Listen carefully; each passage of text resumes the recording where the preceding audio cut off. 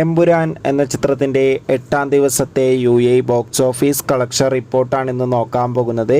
വീഡിയോയിൽ മുൻപ് video like ചെയ്യുക, ചാനൽ സബ്സ്ക്രൈബ് ചെയ്യുക. മാർച്ച് ഏപ്രിൽ മാസം അങ്ങോട്ട് ധാരാളം ചിത്രങ്ങൾ OTT റിലീസ് ചെയ്യും. നമ്മുടെ ചാനൽ ഭാഗം പരിശോധിച്ചാൽ നിങ്ങൾക്ക് കാണാൻ വേണ്ടി സാധിക്കുന്നതായിരിക്കും.